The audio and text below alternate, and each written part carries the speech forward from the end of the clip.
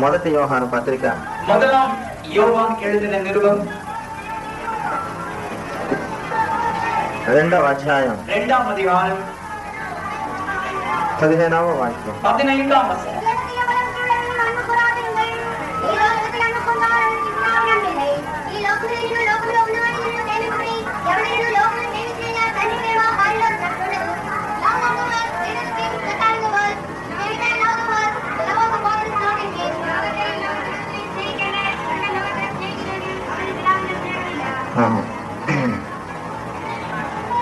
దేవునికి మహిమ కలుగును గాక. దేవునికి మహిమ ఉండాలి. క్లుప్తంగా చెప్పవాలని తలచి ఉన్నాను.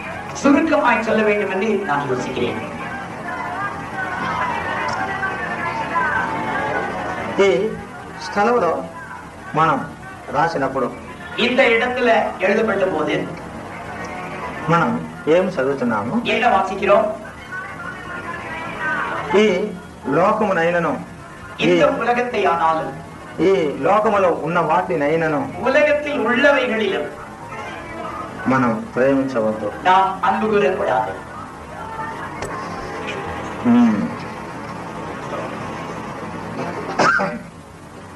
పోరాడుతున్నటువంటి సాతాను శక్తులను ఎదిరించి తగినటువంటి అభిషేకం మనకి ఇచ్చినట్లుగా స్తోత్రించడం. போராடுகிறதான எதிர்க்கிற சக்திகளை மேற்கொள்கிறதற்கேற்ற அபிஷேகம் கர்த்தருக்கு கொடுக்கபடியாய் ஸ்தோத்திரம் பண்ணுவோம்.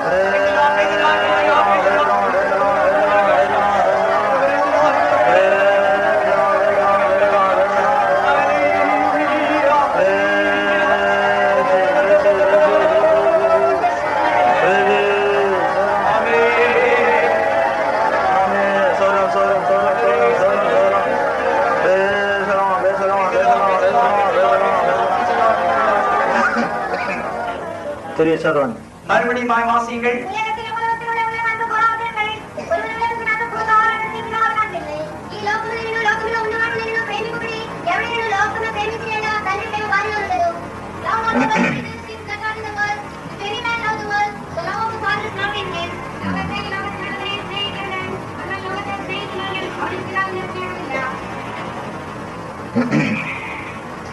దీని గురించి పోయిన వారంలో మేము చెప్పి ఉన్నాం. ఇది குறித்து போன வாரத்தில் உங்களுக்கு சொல்லிக் கொடுத்தேன். ఆత్మీయ జనులుగా ఉన్నటువంటి మనము లోకమును ఏమాత్రం ప్రేమించకూడదని. ఆవికురియవளாகிய நாம் உலகத்தை எவ்வளவும் நேசிக்க கூடாது. యేసు లోకమందు ఉన్నప్పుడు నేను లోక సంబంధి కానట్లు మీరును లోక సంబంధులు కారని చెప్పి ఉన్నారు. యేసుவானவர் இந்த உலகத்திலே இருந்ததான காலத்திலே நான் உலகத்தான் அல்லாதது போல நீங்களும் உலகத்தான் அல்ல என்று சொன்னார். సోదర సోదరి, ఈ లోకమని చెప్పేది మనకు శాశ్వతమైనది కాదు. பிரியமான தேவனுடைய பிள்ளைகளே, இந்த உலகம் என்று சொல்கிறது நிலையானது அல்ல. దేవుడు ఈ లోకమంతయు కలిగి చేసినప్పటికీ தேவன் முழு உலகத்தையும் உண்டாக்கின போதிலும்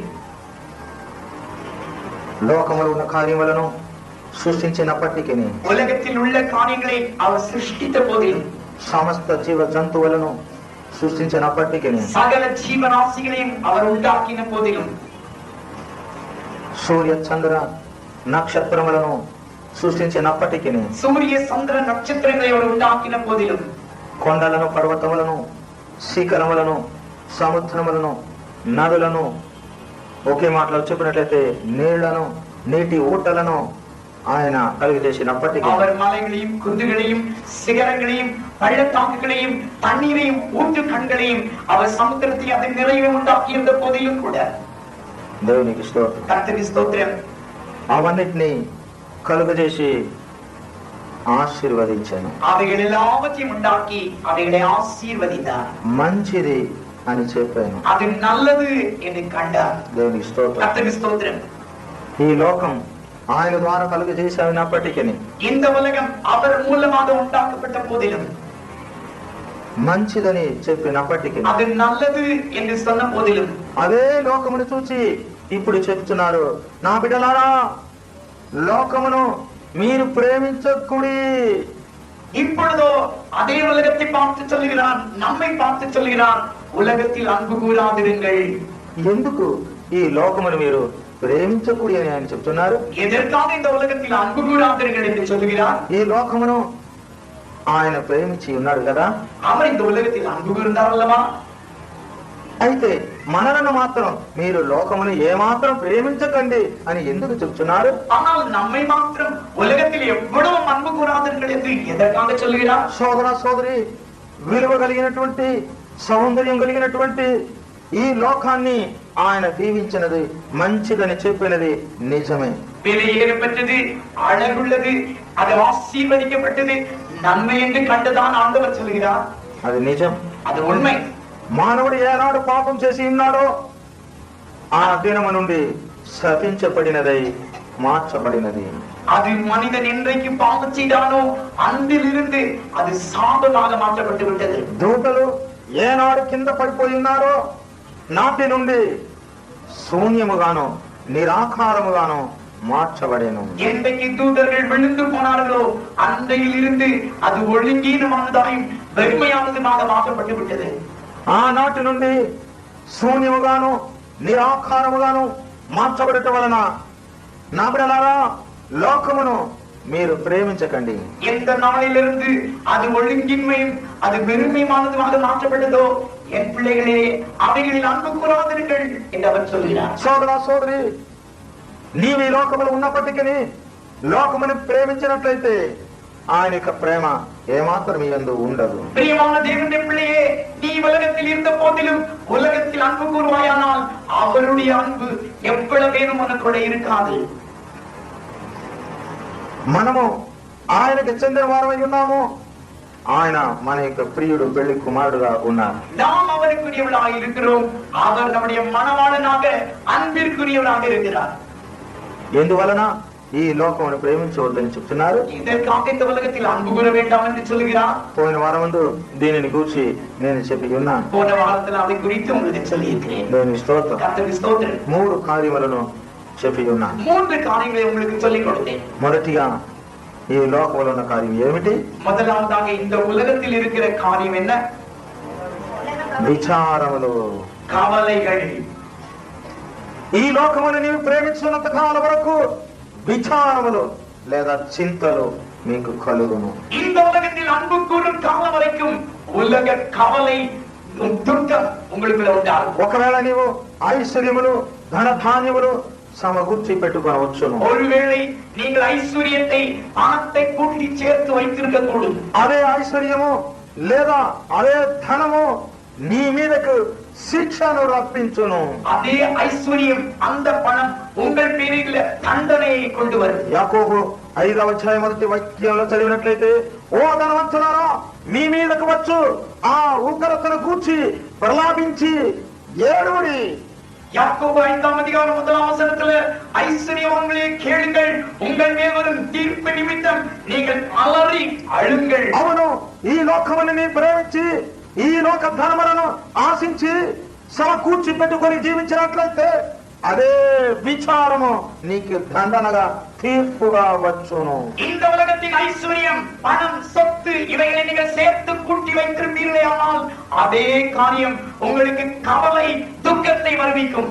ఏ దినమో ఏ గడియ అనేది నీకు తెలవనైతే, அது எந்த நேரம், எந்த சனப்பொழுது என்று உங்களுக்கு தெரியாது. కుమార కుమార్తె, నీవు ఆయనను ప్రేమించినట్లయితే, பிரியமானவர்களே, நீங்கள் அவரில் அன்பு கூறுவீர்களே, ஆனால் ఈ లోకమునకు నేను అన్యుడుగాను పరదేశీయాన్ని నేను యాత్రికునిగా ఉన్నానని గ్రహించినట్లయితే, நான் இந்த உலகத்தில் அந்நியனும் பரதேசியும் ஒரு பிரயாணம் செய்கிறவனாக இருக்கிறேன் என்று யோசித்தீர்களே, ஆனால் ఈ లోక నాకు అశాశ్వతమని తలంచినట్లయితే, இந்த உலகம் எனக்கு அனித்தியமானது என்பதை யோசிப்பீர்களே, ஆனால் ఒక్క క్షణము ఈ లోకం పరిస్థితులను గ్రహించినట్లయితే, இந்த உலகத்தின் நிலைவரத்தை ஒருமுறை நீங்கள் விளங்கிக் கொள்வீர்களே, ஆனால் ఈ లోకమును ఉన్నటువంటి విచారములను చింతలను తలంచినట్లయితే, இந்த உலகத்தின் கவலைகள், துக்கங்களை ஒருமுறை நீங்கள் நிதானித்து பார்த்தீர்களே, ஆனால் త్వరగా ఈ లోకమునకు ముగింపు రానయ్యున్నది. சீக்கிரத்தில் இந்த உலகத்துக்கு முடிவு வர இருக்கிறது. ఈ లోకమునకు త్వరగా అంతము ముగింపు రాబోచున్నది గనక இந்த உலகத்துக்கு சீக்கிரத்துல முடிவு வரப்போகிறபடியினால అందరిలోనూ శాంతి సమాధానం లేకుండా కలవరతతో నిండి ఉన్నది. இந்த முழு உலகத்திலேயும் సమాధానమற்ற కలహங்கள், కలవరங்கள், ఇళపచ్చదాన నిలமை కాణப்படுகிறது. ఇక ఇంకా కొంచెం దినములలో ఒక గొప్ప యుద్ధము ఈ లోకమందు జరగనే ఉన్నది. இன்னும் கொஞ்ச காலத்துல ஒரு பெரிய யுத்தம் இந்த உலகத்துல நடக்க இருக்கிறது. ఈ రోజు నా వార్త ఏంటంటే మీరు యుద్ధమునకు సిద్ధం కండి. இன்றைக்குள்ளதான செய்தி என்னவென்றால் யுத்தத்துக்கு ஆயத்தப்படுங்கள். కుమార కుమార్తె, ఇకను నీవు లోకమును ప్రేమించినట్లయితే నీ యొక్క అంతము ఎక్కడికి వెళ్ళను. பிரியமான தேவனுடைய பிள்ளையே, மகளே, மகனே, இன்னும் நீ உலகத்தில் அன்பு கூறுவாயானால் உன்னுடைய முடிவு எங்கே இருக்கும்? యుద్ధము సిద్ధపరచబడి ఉన్నది. யுத்தம் ஆயத்தப்படுத்தப்பட்டிருக்கிறது. నీ యొక్క ముగింపు ఎక్కడ ఉన్నది? உன்னுடைய முடிவு எங்கே இருக்கிறது? నీ యొక్క అంతము ఈ లోకంలో ఉన్నట్లయితే నిత్యమును గూర్చి నీవు ఎక్కడ విచారించరు? நீ உன்னுடைய முடிவை இந்த உலகத்துல காண்பாயானால் நித்தியத்தில் நீ எங்கே இருப்பாய்? దేవునికి స్తోత్రం. கர்த்தருக்கு ஸ்தோத்திரம். సంఘమా, சபையே, లోకమును నీవు ఏమాత్రం ప్రేమించవద్దు. உலகத்தை எவ்வளவும் அன்பு கூற வேண்டாம். లోకమనగా మొట్టమొదటి విచారములు, உலகம் என்று சொன்னால் முதலாவது கவலை, రెండవదిగా లోకమనగా శ్రమలు. இரண்டாவது உலகம் என்றால் உபத்திரவம். అవును అవును, నీవు ఎన్నో సమకూర్చి పెట్టుకొని ఉండవచ్చును, అదే లోకం నీకు శ్రమలను కలుగు చేయనుని సంగతిని మర్చిపోవద్దు. எத்தனையோ காரியங்களை கூட்டி சேர்த்து சவதரித்து வைத்திருக்க கூடும், ஆனால் அவைகள் உங்களுக்கு உண்டாக்குகிறது உபத்திரவம். ఎన్నో కార్యములను సంతోషములను నీవు అనుభవించవచ్చును, எத்தனையோ சந்தோஷம், மகிழ்ச்சி, உல்லாசத்தை அனுபவிக்க கூடும்.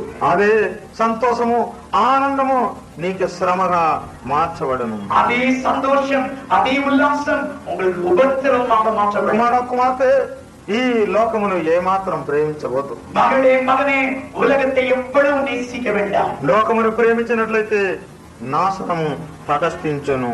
உலகத்தில் அன்பு கூறுவீர்களானால் சீக்கிரத்துல அழிவு சம்பவிக்கும், త్వరగా వచ్చును. சீக்கிரத்துல வரும். ఏ ఘడియ అనేది మీకు తెలవనే తెలవదు. எந்த க்ஷணம் என்பது உங்களுக்கு தெரியவே தெரியாது. అందుకే ఆయన చెప్తున్నారు, నా బిడ్డలారా, ఓ సంఘమా, లోకమును మీరు ప్రేమించవద్దు. அதற்காக தான் அவர் தன்னுடைய சபைக்கு சொல்கிறார், என் பிள்ளைகளே, உலகத்தில் அன்பு கூறாதிருங்கள். దేవునికి స్తోత్రం. கர்த்தருக்கு ஸ்தோத்திரம். మూడవదిగా, నా బిడ్డలారా, లోకమును మీరు ప్రేమించకండి. மூன்றாவதாக, என் பிள்ளைகளே, உலகத்தில் அன்பு கூறாதிருங்கள். ఆ లోకమనగా దాని అర్థం ఏమి? அந்த உலகம் என்றால் பொருள் என்ன? ఆ లోకములో ఉన్న కార్యం ఏమిటి? அந்த உலகத்தில் உள்ள காரியம் என்ன? నటనములు. அது வேஷம். దేవునికి స్తోత్రం. கர்த்தருக்கு ஸ்தோத்திரம். ఈ లోక వేషములను, నటనాన్ని మీరు పాటించినట్లయితే இந்த உலகத்தின் வேஷத்தை நீங்கள் பின்பற்றுவீர்களே ஆனால் త్వరగా మీకు అంతము వచ్చును. சீக்கிரத்தில் உங்களுக்கு முடிவு வரும். కడపూరం రోజును ఆయనకి చెందిన వారు మాత్రము మార్పు చెందుదురు. அந்த கால சத்தத்தை கேட்கிறவர்கள் மாத்திரம் கடவுளம் அடைவார்கள். కడపూర లాస్ట్ టెంపర్. கடைசி காலம் துணிக்கும், அப்பொழுது மறுரூபம் அடைவார்கள். దేవునికి స్తోత్రం. கர்த்தருக்கு ஸ்தோத்திரம். కడపూరం రోజును అప్పుడు మీకు ఒక అంతము వచ్చును. கடைசி காலம் துணிக்கும், அப்பொழுது உங்களுக்கு ஒரு முடிவு உண்டாகும்.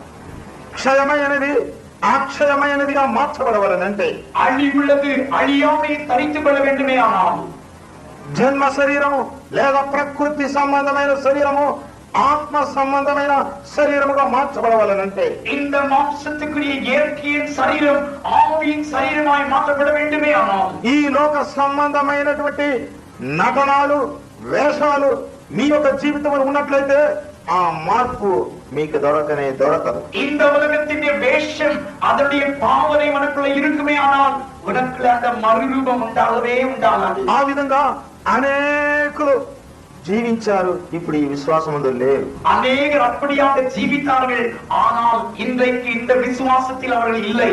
అపవాది వారిని మృంగి వేశాను, அந்த எதிராளி அவர்களை விழுங்கி விட்டான். లేదా మన యొక్క శత్రు వారిని తీసుకొని పోయాను. இல்லாவிட்டால் நம்முடைய சத்துரு அவளை கொண்டு போய் விட்டான். ఈ ఉదయకాల సమయం ప్రభు మిమ్మల్ని వెదకి వచ్చి, నా సంఘమా, నా బిడ్డలారా, మీరు లోకమును ప్రేమించవద్దు. ஆண்டவர் நம்மை தேடி வந்த இந்த காலை வேளையில என் பிள்ளைகளே உலகத்தில் அன்பு கூற வேண்டாம். మీరు లోకమును ప్రేమించినట్లయితే நீங்கள் உலகத்தில் அன்பு கூறுவீர்களே ஆனால் నా యొక్క ప్రేమ మీ యందు ఏమాత్రం లేదు. என்னுடைய அன்பு உங்களில் எவ்வளவேனும் இல்லை. నేనుండు స్థలములలో మీరు ఉండలేరు. நான் இருக்கும் இடத்துல நீங்கள் இருக்க முடியாது. నేనుండు స్థలములో మీరు ఉండవలనంటే நான் இருக்கும் இடத்துல நீங்கள் இருக்க வேண்டுமானால் నా బిడ్డలారా, என் பிள்ளைகளே, నా సంఘమా, என் సభையே లోకమును ప్రేమించవద్దు. உலகத்தில் அன்பு கூற வேண்டாம். ఉదయ కాలం ఒకే ఒక తీర్మానం చేయము. இந்த காலை வேளையில ஒரே ஒரு தீர்மானம் హల్లెలూయా. హల్లెలూయా. వద్ద వద్ద లౌకికవాద ఆయయానమదయ.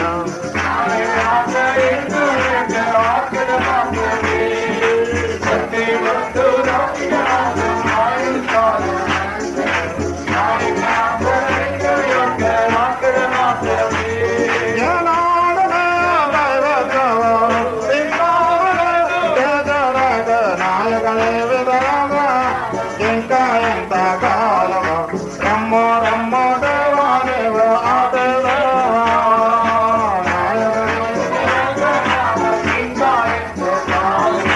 రమ్మో రమ్మో దేవాదేవ ఆదేవ. என் பிள்ளைகளே, లోకమును ప్రేమించవద్దు. உலகத்தில் அன்பு கூற வேண்டாம். లోకమనగా உலகம் என்றால் నాలుగవది ఇంకొక కార్యం ఉన్నది. அதுல நாலாவதாக இன்னொரு காரியம் இருக்கிறது. లోకములో అపవాది ఉన్నాడు. உலகத்தில் எதிராளி இருக்கிறான், பிசாசு இருக்கிறான். ఎక్కడ చదువుతున్నాము? எங்கே வாசிக்கிறோம்? మొదటి యోహాను పత్రిక 5వ అధ్యాయము 19వ వాక్యం. முதலாம் யோவான் 5ஆம் அதிகாரம் 19வது வசனம். உலகம் மலான் என்று கேட்கிறோம். దేవునికి స్తోత్రం. கர்த்தருக்கு ஸ்தோத்திரம். నా బిడ్డలారా, என் பிள்ளைகளே, మీరు లోకమును ప్రేమించినట్లయితే உலகத்தில் நீங்கள் அன்பு கூறுவீர்களே ஆனால் విచారం మాత్రము కాదు, அது வெறும் கவலை மாத்திரமல்ல, మీకు శ్రమ మాత్రం కాదు, உங்களுக்கு உபத்திரவம் மாத்திரமல்ல, ఈ లోక నటనాలు మాత్రం కాదు, இந்த உலக வேஷம் மாத்திரமல்ல, ఈ లోకమును ప్రేమించినట్లయితే இந்த உலகத்தில் அன்பு கூறுவீர்களே ஆனால் ఈ లోకమును ఉన్నటువంటి వ్యక్తి అపవాది. இந்த உலகத்தில் இருக்கிறவன் அவன் பொல்லாங்கன். కుమార్తె, నీవు లోకమును ప్రేమించినట్లయితే అదే లోకమైనటువంటి అపవాది మీ లోనికి వచ్చును. பிரியமான தேவனுடைய பிள்ளையே, உலகத்தில் நீ அன்பு கூறுவாயானால் இந்த பொல்லாங்கன் அவன் உனக்குள்ள வருவான். ఈ దుష్టుని యొక్క ఉద్యోగం ఎవరిని మృంగుదామా అని తిరుగుతూ వెనకలాడుతున్నాడు. இந்த பொல்லாங்கன் யாரை விழுங்கலாமோ என்று அவன் சுற்றி திரிகிறான். ఈ విశ్వాస మార్గమందు నీతో పాటు అడుగుపెట్టిన వారు ఇప్పుడు అనేకులు లేకుండా ఉన్నారు. இந்த விசுவாசத்துல உன்னோடு கூட அடியெடுத்து வைத்தவர்கள் இன்றைக்கு அவர்கள் இல்லாமல் இருக்கிறார்கள். అనేకులు ఈ లోకమును ప్రేమించి లేదా స్నేహించి విడిచిపెట్టిపోయి ఉన్నారు. அநேகர் இந்த உலகத்தில் அன்பு கூர்ந்து விட்டு ஓடிவிட்டார்கள். కారణం ఏమి? காரணம் என்ன?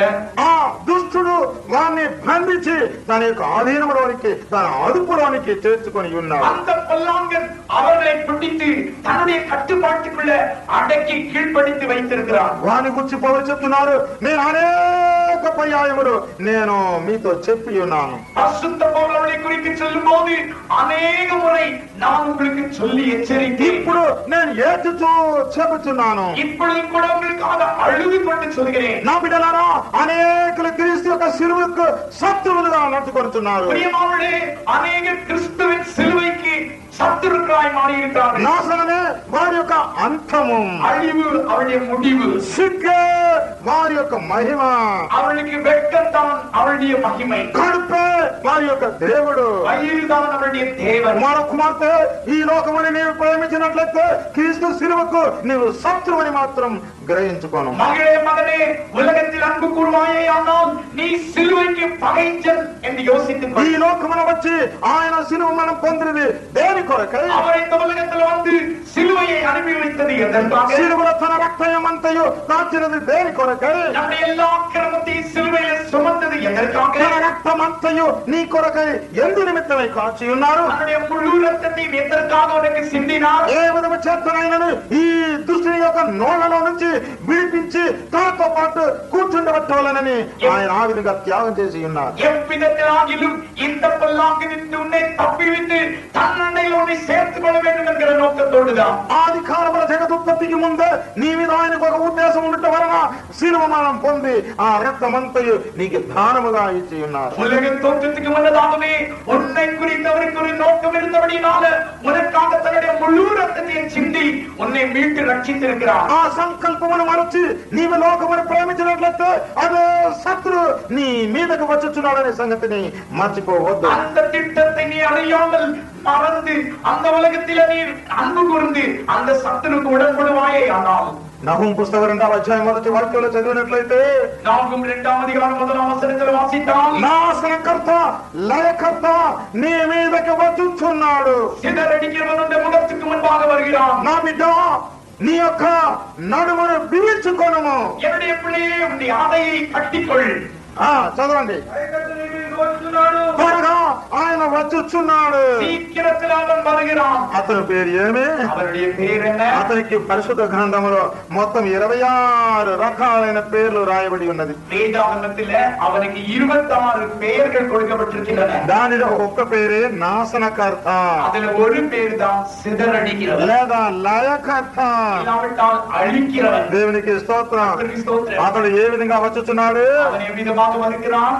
ఏ విధంగా వచ్చుచున్నాడు? எந்த விதமாக வருகிறான்? హోషేయ పుస్తకం 8వ అధ్యాయం మొదటి వాక్యంలో చదివినట్లయితే ఓసియా 8వ అధికారం 1వ వచనத்தில் వాసిద్దాం. అపవాది దేవుని యొక్క మందిరమునకు ఇంటికి పక్షిరాజు గ్రద్ద వేగముగా ఎగురుచూ వచ్చుచున్నాడు. அவன் கழுகை போல பறந்து வேகமாக வருகிறான்.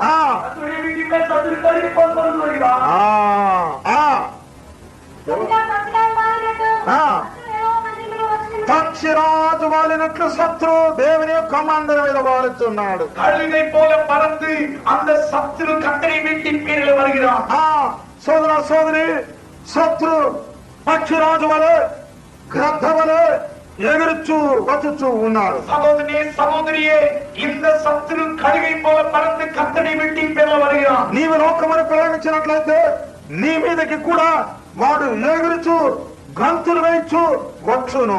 நீயும் கூட உலகத்தில் அன்பு கூறுவாயானால் உன் பேரில் அவன் துள்ளி குதித்து பறந்து வருகிறான். ఒకవేళ ప్రారంభ దశలో ప్రారంభ సమయంలో నీకు ఈ లోక సంబంధమైనటువంటి మేళ్లను చేయవచ్చును. ஒருவேளை துவக்கத்துல உனக்கு அநேக நன்மைகளை அவனால் செய்யக்கூடும். ఈ లోక సంబంధమైనటువంటి ఆశ్చర్య అద్భుత మేళ్లను రాబళ్లను నీకు ఇవ్వవచ్చును. ஒருவேளை இந்த உலகத்துக்குரிய அதிசயங்கள் அற்புதங்களை செய்து அநேக நன்மை மேன்மைகளை உனக்கு செய்யக்கூடும். అయితే దాని యొక్క ముగింపు ఏమిటి? ஆனால் அதனுடைய முடிவு என்ன? వాడు ఉండవలసినటువంటి స్థలం ఎక్కడ? அவன் இருக்க வேண்டிய இடம் எது? ప్రకటన 20వ అధ్యాయంలో చదివినట్లయితే வெளிப்படுத்தின விசேஷம் 20వ అధ్యాయంలో వాసిద్దాం. మోసపరిచినటువంటి అపవాది మండుచున్నటువంటి గంధకం అగ్ని మండుచున్నటువంటి గుండములోనికి పాల్గొందెదరు. அவன் அக்கினிய கந்தகம் எரிகிறதான அந்த அக்கினி கடலில் இருந்து தப்பித்து வந்த கொள்ளியாயிருக்கிறான். அவர்களை நோக்கி எட்டித்தார்கள்.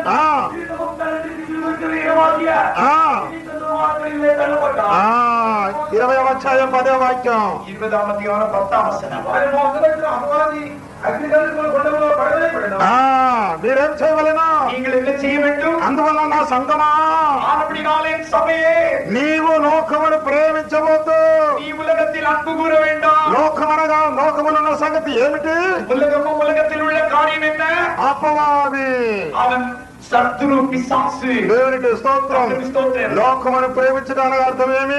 உலகத்தில் அன்பு கூறுகிறது என்றால் என்ன? అపవాదిని ప్రేమించినట్లయితే అపవాదిని ప్రేమించినట్లే. அது பிசாசில் அன்பு கூறுகிறதை போல నీవు అపవాదిని ప్రేమించినట్లయితే நீ பிசாசில் అன்பు கூறுவாயானால் నీ ఉండు స్థలం ఎక్కడ? நீ இருக்கும் இடம் எங்கே? అగ్ని గంధకం మండుచున్నటువంటి అగ్ని గుండము, அக்கினி கந்தகம் எரிகிறதான கடல், అక్కడ సదాకాలం యాతన బాధ. அங்கே ஓயாத வேதனையும் துன்பமும் பாடுகளும் ఈ లోకంలో ఉన్నప్పుడు ఒక చిన్న శోధన, చిన్న వేదన, చిన్న నింద సహించినటువంటి వ్యక్తి సదాకాలం అగ్ని గుండములు ఉండి భరించదవా? இந்த உலகத்தில் இருக்கும் காலத்தில் சிறிய துன்பம் கஷ்டங்களை சகிக்க முடியாத நீ அந்த அக்கினி வேதனையில ஓயாமல் நீ வெந்து கொண்டிருக்க வேண்டியது இருக்குமே. దాన్ని గురించి ఒక్క నిమిషం ఒక్క క్షణం నీవు ఆలోచించి ఉన్నావా? ஒரு நொடிப்பொழுது அதை குறித்து நினைத்திருக்கிறாயா? దాన్ని గురించి ఆలోచించినట్లయితే ఇప్పుడే ఒక తీర్మానం నీలో నుండి వచ్చును. அதை குறித்து நீ யோசிப்பாயானால் இப்பொழுதே ஒரு தீர்மானம் உனக்குள்ள உண்டாகும். ప్రభువా ఇక నాకు ఈ లోకం వద్దే వద్దు. ஆண்டவரே இனி எனக்கு உலகம் வேண்டவே ఈ வேண்டாம். లోక ఆశలు నాకు వద్దే వద్దు. இந்த உலகத்தின் ஆசாபாசம் எனக்கு வேண்டவே ఈ లోక வேண்டாம். సౌందర్యాల సంతోషములు వద్దే వద్దు. இந்த உலகத்தின் அழகு வேஷம் எனக்கு வேண்டவே வேண்டாம். హల్లెలూయా. వద్దే వదలా దేవా ఆయాల.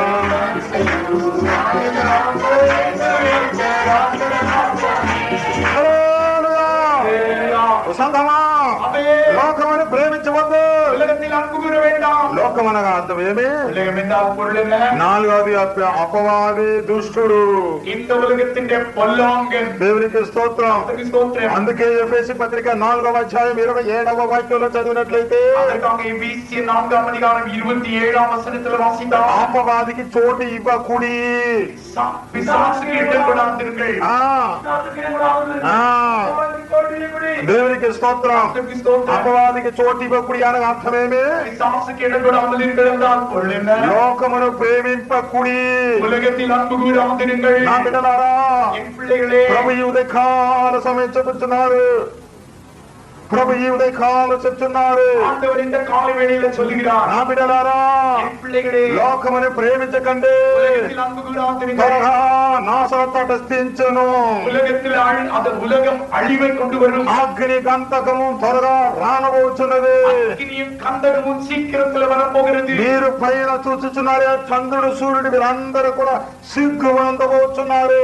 நீங்கள் மேலே பார்க்கிறீர்களே, சூரிய சந்திரன் அவர்கள் வெட்கம் அடைய போகிறார்கள். దేవునికి స్తోత్రం. கர்த்தருக்கு ஸ்தோத்திரம். నీవు ఆయనతో పాటు ఉండవలనంటే, நீங்கள் அவரோடு கூட இருக்க வேண்டும். ఆయనతో సంచరించవలనంటే, அவரோடு கூட சஞ்சரிக்க வேண்டுமானால் సిలువలో వేలాడినటువంటి ఆయన యొక్క రక్తమును ఒకసారి చూడండి. சிலுவையில் அறையப்பட்டதான் அவரை ஒழுங்குதை நோக்கி பாருங்கள். సిలువలో వేలాడుతున్నటువంటి వ్యక్తిని ఒక్కసారి చూడండి. சிலுவையில தொங்கிக் கொண்டிருக்கிறதான அவரை நோக்கி பாருங்கள். నీవు ఆయనను తెరి చూచినట్లయితే நீங்கள் அவரை நோக்கி பார்ப்பீர்களேயானால் అయినటువంటి శక్తిని మీరు పొందగలరు.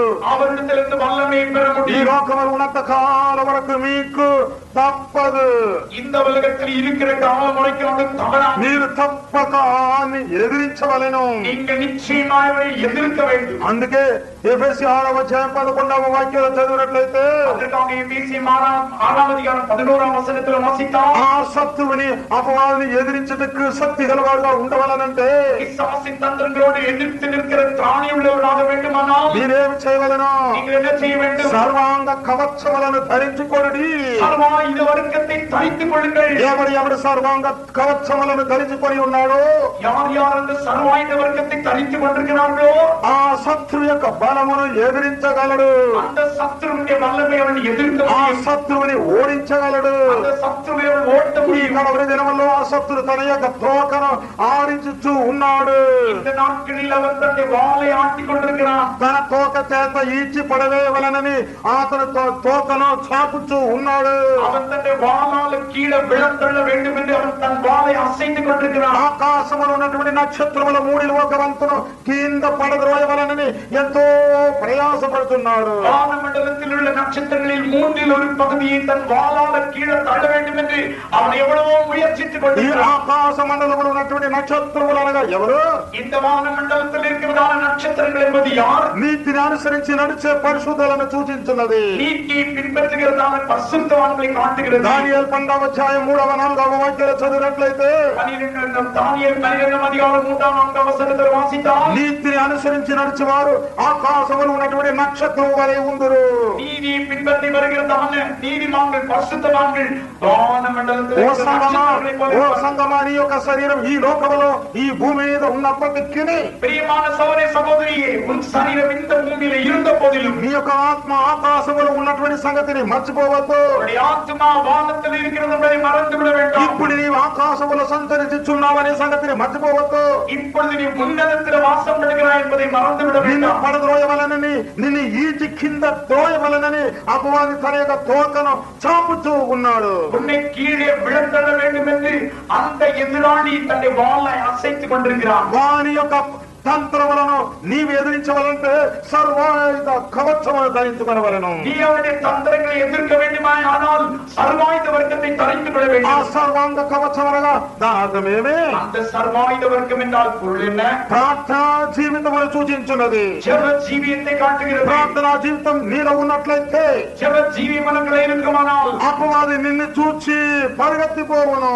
அந்த எதிராளி உன்னை பார்த்து ஓடி விடுவார். ప్రార్థనా జీవితం నీ అందు లేకుండా ఉన్నట్లయితే ஜெப ஜீவி மனங்களே இல்லாவிட்டால் త్వరగా నిన్ను నాశనములోనికి ఈడ్చుకొని పోవనే సంగతిని మర్చిపోవద్దు. சீக்கிரத்தில் உன்னை அழிவுக்கு இழுத்துக் கொண்டு போவான் என்பதை மறந்து விட வேண்டாம். అందుకే ప్రభు ఏమి చెప్తున్నారు? ஆண்டவர் என்ன నా சொல்றார்? బిడ్డలారా, என் பிள்ளைகளே, మీరు లోకమును ప్రేమించకండి. உலகத்தில் அன்பு கூற வேண்டும். లోకమనగా శత్రు అపవాది. உலகம் என்பது பொல்லாங்கன், சத்ரு, பிசாசு. ఏనాడు దూతల కింద పడిపోయి ఉన్నారో ఆ నాటి నుండి భూమి శపించబడి ఉన్నది. எண்டையிலிருந்து தூதர்கள் கீழே விழுந்தார்களோ அண்டையிலிருந்து பூமி சபிக்கப்பட்டது. నిరాకారముగాను శూన్యముగాను మార్చబడి ఉన్నది. அது ஒழுங்கின்மையும் வெறுமையுமாக மாற்றப்பட்டது. అపవాది ఈ లోకములో సంచరించుచూ ఉన్నాడు. இந்த பொல்லாங்கன் இந்த உலகத்தில் அவன் சஞ்சரித்துக் கொண்டிருக்கிறான். మీరు ఆయనను ఎదిరించుడి. நீங்கள் அவனை எதிர்த்து நில்லுங்கள். సర్వాంగ కవచమును ధరించుకోండి. சர்வாயுத வர்க்கத்தை அழித்து விடுங்கள். ప్రార్థనా జీవితము నీలో ఉన్నట్లయితే అపవాదికి నీ యందు ఏమాత్రం అధికారం హక్కు లేనే లేదు. ஜெப ஜீவி உங்களுக்குள்ள இருக்குமேயானால் அந்த எதிராளிக்கு உங்கள் மேல அதிகாரம் உரிமை கிடையவே கிடையாது. యాకోబు 4వ అధ్యాయం 7వ వాక్యంలో చదివినట్లయితే யாக்கோபு 4ஆம் அதிகாரம் 7ஆம் வசனத்தில் வாசித்தால் అపవాదిని ఎదిరించుడి.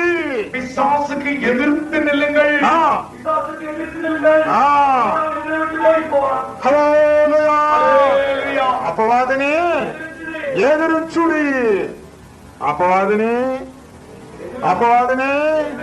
హల్లెలూయా. అపవాదిని ఎదిరించుటకే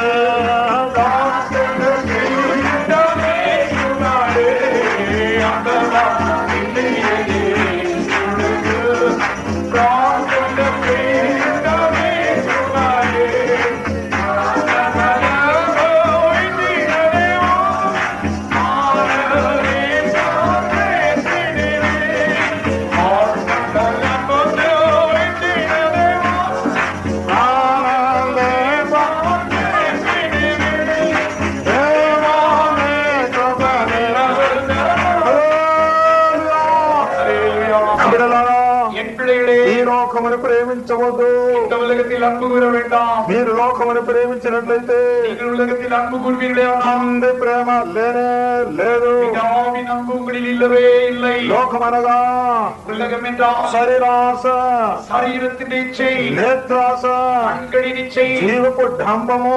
ஜீவனத்தின் பெருமை. ఈ కార్యములను ఎవరి వలన కలిగినది? இந்த காரியம் யாருக்குள்ள உண்டாயிருக்கிறது? అపవాది శత్రు దుష్టుడు వలన కలిగిన కార్యములు. இவைகள் எல்லாம் பொல்லாங்கனாகிய சத்ரு பிசாசினால் உண்டாயிருக்கிறது. మీరు వారిని ఎదిరించుడి. நீங்கள் அவனை எதிர்த்து நில்லுங்கள். మీరు వారిని ఎదిరించకపోతే நீங்கள் அவனை எதிர்த்து நிற்காவிட்டால் మిమ్మలను మృంగి వేయనని సంగతిని మర్చిపోవద్దు. உங்களையே விழுங்கி விடுவான் என்பதை மறந்து விட வேண்டாம். మొదటి పేతురు 5వ అధ్యాయం 8వ వాక్యాలు చదివినట్లయితే 1 பேதுரு 5ஆம் அதிகாரம் 20ஆம் வசனத்தில் வாசித்தால் 8వ వాక్యం చదివిన 8ஆம் வசனத்தில் வாசித்தால் ఎవరిని మృంగుదామా అని யாரை விழுங்கலாமோ என்று తిరుగుచు వెరక్కులాడుచున్నాడు. அவன் சுற்றி திரிந்து கொண்டிருக்கிறான். ఎవరి వలె? யார் போல? గర్జించు సింహం వలె. கர்ச்சிக்கிற சிங்கத்தை போல. వారి యొక్క నోళ్ళలో పడకుండా ఉండవలనంటే அவருடைய வாயில விழாமல் இருக்க வேண்டுமையானால் ఏమాత్రం లోకమును ప్రేమించవద్దు. எவ்வளவேனும் உலகத்தில் அன்பு கூற வேண்டாம். సోదరా సోదరి, சகோதரனே சகோதரி, అనేకులు పడిపోవడం కారణమేమి? அநேகர் விழுந்து போக காரணம் ఈ என்ன? లోకమును స్నేహించుట వలన.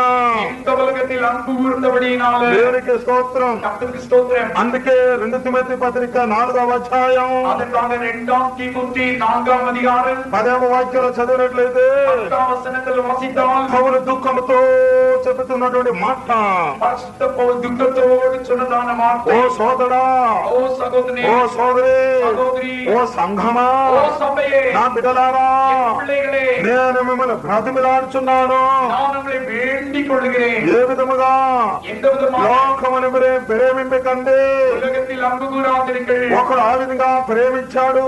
அப்படி இப்படி ஒருவன் அன்பு கூர்ந்தான். దేమా ఇక లోకమునకు స్నేహించి தேமா இப்பிரபஞ்சத்தின் மேல் ஆசை வைத்து నన్ను వదిలిపెట్టి వెళ్ళిపోయి ఉన్నాడు. என்னை விட்டு பிரிந்து போய்விட்டான். దేవునికి స్తోత్రం. கர்த்தருக்கு ஸ்தோத்திரம். వాడో కుమార్తె மகளே மகனே, ఎంతో దుఃఖకరమైనటువంటి మాట.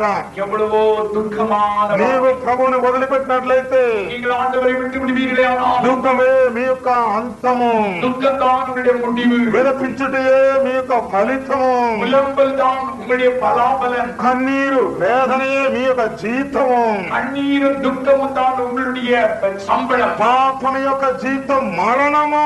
பாவத்தின் சம்பளம் மரணம். ఈ లోకమును ప్రేమించవద్దు. இந்த உலகத்தில் அன்பு கூற வேண்டாம். సోదరా సోదరి, சகோதரி சகோதரி, చదవండి ఆ వాక్యం. அந்த வசனத்தை வாசியுங்கள்.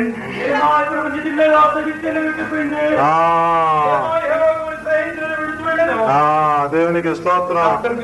లోకమును స్నేహించెను. இந்த பிரபஞ்சத்தின் மேல் ஆசை வைத்தான். కుమారా కుమార్తె, నీవు స్నేహించవద్దు, நேசிக்க வேண்டாம், ప్రేమించవద్దు. நீ அதை அன்பு கூற வேண்டாம். నీవు ప్రేమించవలసిన ఒకే ఒక కార్యం ఉన్నది. நீ அன்பு கூறும்படி ஒரே ஒரு காரியம் இருக்கிறது. ఏ కార్యం అది? என்ன காரியம் அது? హల్లెలూయా. హల్లెలూయా. ప్రేమించదన ప్రేమించదన ప్రేమించదన నాయకుని ప్రేమించదన.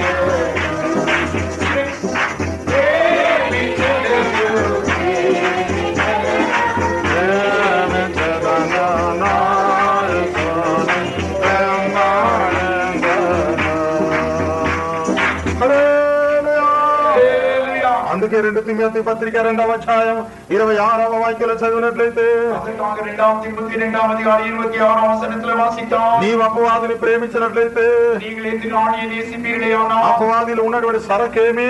பிசாசினிடத்தில் இருக்கிறதான சரக்கு என்ன? ఆశ, లౌకిక ఇచ్చలు ఉన్నది. அவருடைய ஆசை சரீரத்தின் இச்சைகள் இருக்கின்றன. சாதாரண இச்சை மொழி செய்ய తన ఇష్టము కాదు, తన ఇష్టం వేరు, ఆశ ఇచ్చలు వేరు. பிசாசுடைய இச்சை என்பது வேறு. దేవుని స్తోత్రం. ఆశలు అనేది వేరు, ఇచ్చలు అనేది ఇంకోటి. ஆசை என்பது வேறு, இச்சை என்பது வேறு. దేవుని స్తోత్రం. ఆశలోనే మించిపోయినదే ఇచ్చ. ஆசையில கூடி போனதுதான் இச்சை. దేవుని స్తోత్రం. అపవాది దగ్గర తక్కువ ఉన్న సంగతి లేదు, ఎక్కువ ఉన్న సంగతి ఉన్నది. பிசாசினிடத்துல குறைந்ததல்ல, கூடினதுதான் இருக்கிறது. దేవునికి స్తోత్రం. అపవాది దగ్గర ఆశ లేదు, ఆశ ఇచ్చలు ఉన్నది. பிசாசினிடத்துல ஆசையிலே ஆசை ఇచ్చే இருக்குது. అపవాదిని మీరు ప్రేమించినట్లయితే ఆశలు కాదు, ఇచ్చలే మీకు వచ్చును. పిశాసి నేసిపిరులాனால் உங்களுக்கு ఆశ இல்ல, ఇచ్చే தான். దేవునికి స్తోత్రం. అందుకే ఆభరణాలు ధరించుకోవాలి, టీవీ చూడాలి, సర్కస్ కి వెళ్ళాలి, బట్టలు లోక నటనాలు వేషాలు చేయాలి. ఇవన్నీ వాడిచ్చే ప్లాన్ అది. அவன் கொடுக்கிறதான வாஞ்சை விருப்பம் இச்சை இது என்னவென்றால் டிவி பார்க்க வேண்டும், ஆபரணங்களை அணிந்து கொள்ள வேண்டும், சர்க்கஸ் பார்க்க வேண்டும், இந்த உலக ஆடம்பர வேஷங்களை தரித்துக் கொள்ள வேண்டும். இதுதான் அவனுடைய இச்சை. ఎగ్జిబిషన్ వెళ్ళాలి, ఎక్స్కర్షన్ వెళ్ళాలి, అన్ని ఇదన్నీ అతని యొక్క సరకే. அது கண்காட்சி பார்க்க போக வேண்டும், உல்லாச பிரயாணம் போக வேண்டும், இதெல்லாம் அவனுடைய ఆలోచన. దేవునికి స్తోత్రం. నీవు లోకమును ప్రేమించినట్లే ఈ కార్యములన్నీ వారి దగ్గర చాలా విస్తారంగా ఉన్నది.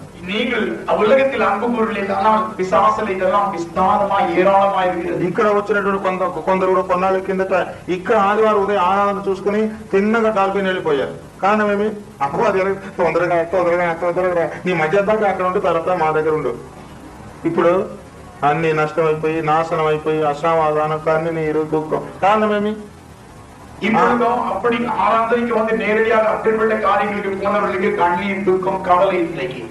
దేవునికి స్తోత్రం. ఒకేసారి వెళ్ళిపోయారు, ஒரே முறையாக போய்விட்டார். ఇప్పుడు మొహం చల్లట్లేదు, இப்பொழுது முகம் காட்டுகிறது. దేవునికి స్తోత్రం. కారణం ఏమి? காரணம் என்ன? మీరే గ్రహించారు, நீங்களே விளங்கிக் கொள்ளுங்கள். అపవాది దగ్గర ఏమున్నది? அந்த பிசாசினிடத்தில் என்ன இருக்கிறது? ఇష్టము కాదు, அது இச்சை இருக்கிறது. ஆசை, ஆசை அல்ல. దేవునికి స్తోత్రం.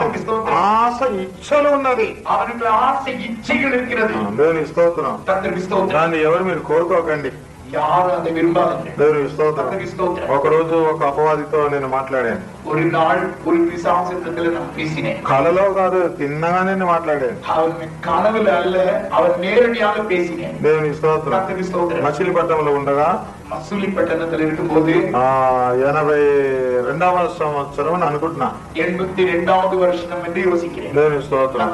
2 సార్లు ఉన్నాను, ఏదో ఒక సంవత్సరం, ఏదో ఒకసారి 2 முறை இருந்திருப்பேன், ఏదో ஒரு வருஷம். దేవునికి స్తోత్రం. నాగపూర్ నుంచి ఆ దయ్యం వారితో వచ్చినది. நாகப்பூர் என்கிற இடத்திலிருந்து அந்த பிசாசு, அந்த பொல்லாத ஆவி அவனோடு வந்தது. దేవునికి స్తోత్రం. ఒకరోజు మద్రాస్ సెంట్రల్ స్టేషన్ నుంచి హైదరాబాద్ దాకా నా పడకలో నా దగ్గర కూర్చొని వచ్చింది, నాకు తెలియదు.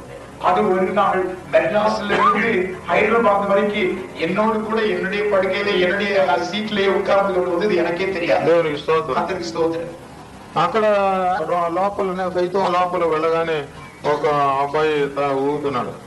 நான் விசுவாச வீட்டுக்குள்ள நான் நுழைந்த உடனே ஒரு பையன் தலையாட்ட விசுவாசன ஆடினான். దేవునికి స్తోత్రం. ఏమిటి ఇదని అడిగితే என்ன அந்த பிசாசு ஆடினோன்னு கேட்டால் నేనేంటి నానల్లా మీతో పాటు మద్రాస్ సెంట్రల్ స్టేషన్ నుంచి ప్రయాణం చేశాను. நான் உன்னோடு கூட மெட்ராஸ் சென்ட்ரல் ஸ்டேஷன்ல பிரயாணம் பண்ணி உன்னோடே வந்தேன். నేను నమ్మలేకపోయాను. நான் நம்ப முடியாமல் போயிட்டேன். నిజమేనా? உண்மையா? అవును, నిజం. உண்மை. మళ్ళీ నేను నమ్మలేకపోయాను. திரும்ப நான் அதை நம்பவில்லை.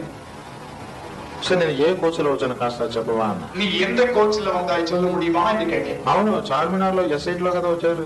நீ చార్మినార్లో ఎస్సీ సీట్లు தானே வந்தி. దేవుని స్తోత్రం. అప్పుడు నా గుండె కొంచెం அப்பொழுதுதான் என் இதயத்தில் அப்படியா எனக்கு ஒரு அசை உண்டாது. నీ భర్త ఇదే కదా, నేను అక్కడే ఉన్నాను. இதுதான், அதிலேயே நான் இருந்தேன். 2 సార్లు నైట్లు లేచారు కదా, అప్పుడల్లా మీ వెనకాలే నేను వచ్చాను. நீ 2 முறை ராத்திரி எழுப்பினாயல்லவா, அப்பொழுதெல்லாம் பின்னாலேயே வந்தேன். 2 బంధంలో ఒకసారి ఈ విధంగా నాగపూర్ నుంచి ఈ విజిటర్ నా దగ్గరికి వచ్చాడు. இந்த விசிட்டர் ஒரு விசிட்டர் என்னோடு கூட வந்தார். ఈ విజిటర్ இந்த விசிட்டர் என்னோடு கூட வந்தார். దేవుని స్తోత్రం. వాడు ఏమన్నాడు తెలుసా? அவர் என்ன சொன்னார் தெரியுமா? లోకమంతా నా చేతిలో ఉంది, உலகம் எல்லாம் இந்த கைக்குள்ள இருக்கு. నేను ఊరుకనే కల్పనా కథలు చెప్పలేదు. ఏదో ఊరికాగ ఒక కల్పனை కథ కేటారు.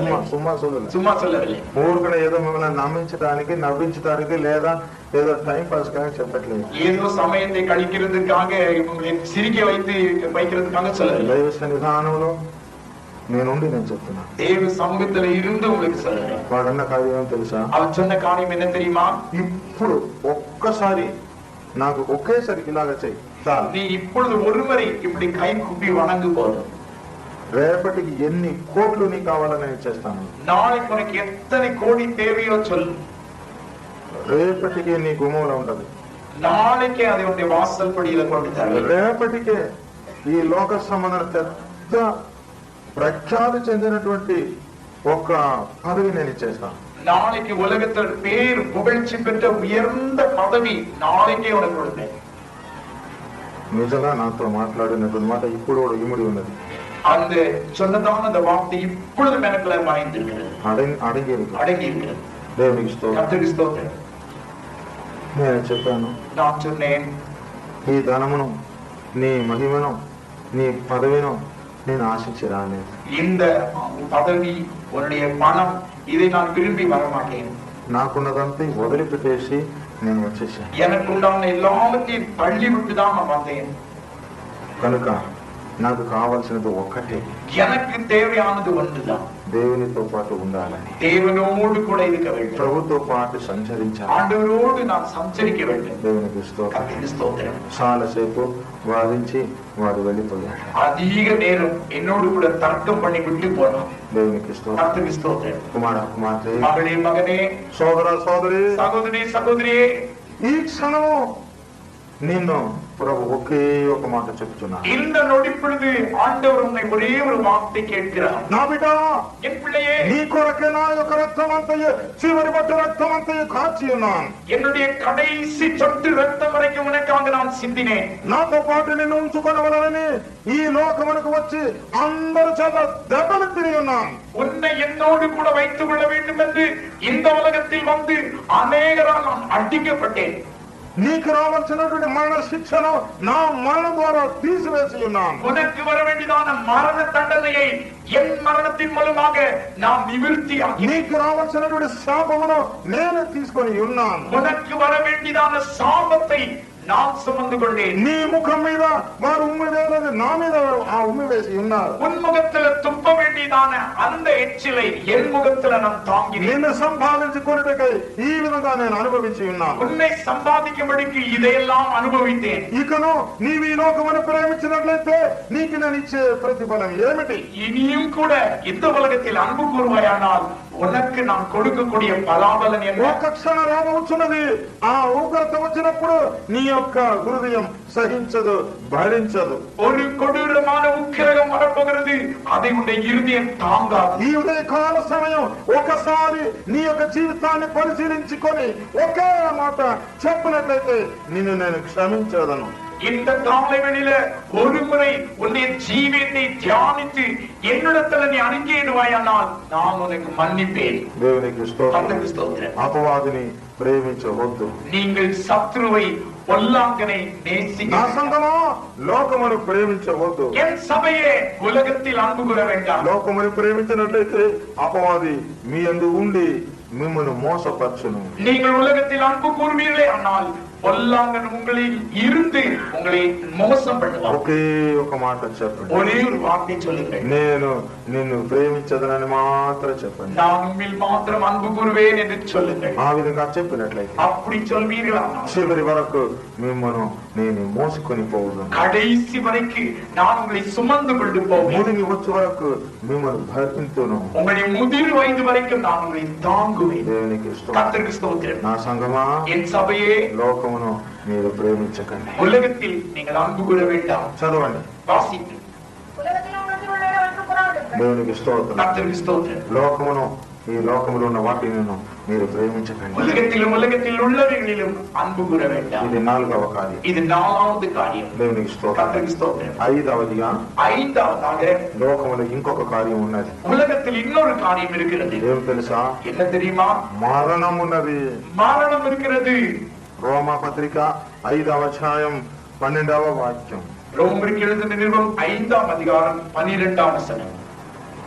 இப்படியாகவே மனுஷனாலே பாவங்கள் இருக்கிறதுனாலே மரணம் உலகத்திலே பிரவேசித்தது.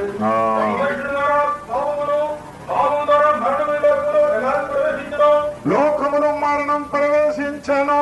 மரணம் உலகத்தில் பிரவேசித்தது. దేవునికి స్తోత్రం. கர்த்தருக்கு ஸ்தோத்திரம். సోదర సోదరి, சகோதரி சகோதரி, మరణం అని చెప్పేది மரணம் என்று சொல்லுகிறது ఒక శిక్ష అనేది మాత్రం మీరు మర్చిపోకండి. ஒரு தண்டனை என்பதை மாத்திரம் மறக்க வேண்டாம். ఆది కాలములో మానవుని సృష్టించినప్పుడు తన పోలికగా సృష్టించి ஆதியில மனுஷனை சிருஷ்டித்ததான வேளையில தன் சாயலாக அவரை உண்டாக்கி తన యొక్క మహిమను, పోలికను వారికి అనుగ్రహించి தன்னுடைய சாயலையும் தன்னுடைய மகிமையும் அவனுக்கு கொடுத்து తన యొక్క ఏలుబడి సహవాసమును అనుగ్రహించి தன்னுடைய ஆளுகையும் அந்யோன்யத்தையும் அவனுக்கு கொடுத்து తన నిత్య జీవాన్ని వానికి అనుగ్రహించి தன்னுடைய நித்திய ஜீவனை அவனுக்கு கொடுத்து ఘనత ప్రభావమును అనుగ్రహించి அவனுக்கு அவசியமான எல்லா ஐஸ்வர்யத்தையும் கனத்தையும் கொடுத்து దేవునికి స్తోత్రం கர்த்தருக்கு ஸ்தோத்திரம் ఆశీర్వదించెను. அவனை ஆசீர்வதித்தார். వారిని ఆశీర్వదించెను. அவனை ఆశీర్వதித்தார். మీరు ఫలించుడి. நீங்கள் பலியை பெருகுங்கள். దేవునికి స్తోత్రం. கர்த்தருக்கு ஸ்தோத்திரம். ఈ విధంగా ఉన్నటువంటి మానవుడు ఇప్పుడు పాపములోనికి వెళ్ళిపోయాడు. இப்பேற்பட்ட மனிதன் இன்றைக்கு பாவத்திற்குள் பிரவேசித்து விட்டான்.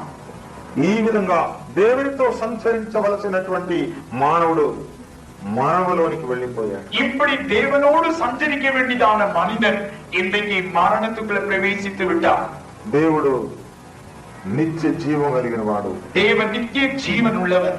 ఆయనకి నాశనం అనేది లేదు. அவருக்கு முடிவு, அழிவு என்பது கிடையவே கிடையாது. ఆయనకి అంతం అనేది లేదు. அவருக்கு முடிவு கிடையவே கிடையாது. దేవునికి స్తోత్రం. கர்த்தருக்கு ஸ்தோத்திரம். మానవుడు కూడా ఆ విధంగా నిత్యంగా ఉండవలసినటువంటి వ్యక్తి.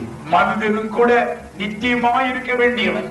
ఏనాడు పాపం అనేది మానవ జీవితంలోనికి ప్రవేశించినదో, మరో భాషలో చెప్పినట్లయితే ఏనాడు లోకమును వాడు ప్రేమించాడో ఆనాడు మరణం వాణిని సంధించాను. என்றைக்கு அவன் பாவம் செய்தானோ, என்றைக்கு உலகத்தில் அன்பு கூர்ந்தானோ, அன்றைக்கு அவனுக்குள்ள மரணம் பிரவேசித்தது. కుమార కుమార్తె, నీవు లోకమును ప్రేమించినట్లయితే, మరో భాషలో చెప్పినట్లయితే పాపమును ప్రేమించినట్లయితే నీకు మరణం తప్పదు.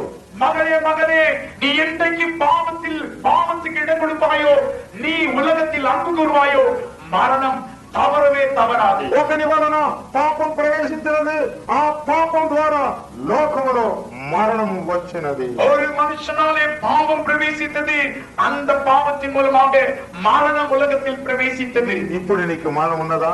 இப்பொழுது உனக்கு மரணம் இருக்கிறதா?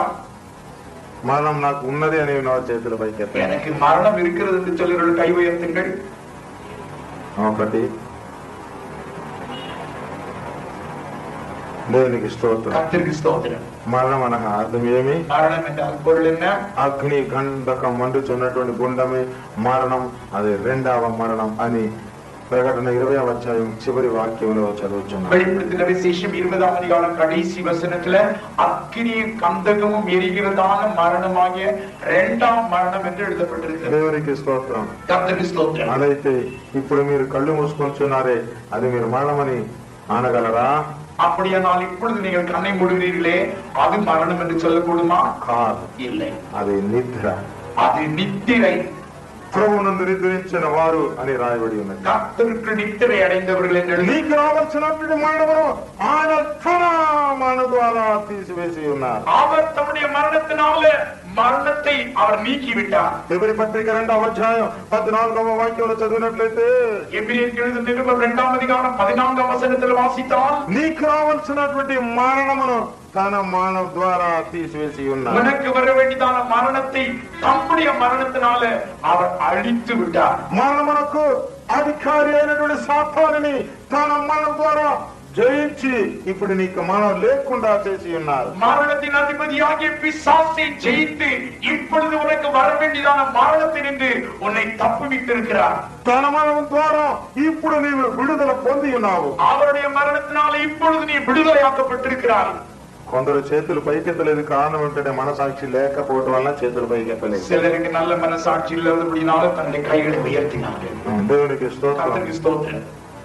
నీవు మరణమునకు వెళ్ళుదువా, సదాకాలం బాధ నీకు తప్పదు. நீ மரணத்துக்கு போவாயா, நித்தியமாய் உனக்கு வேதனை தவறாது.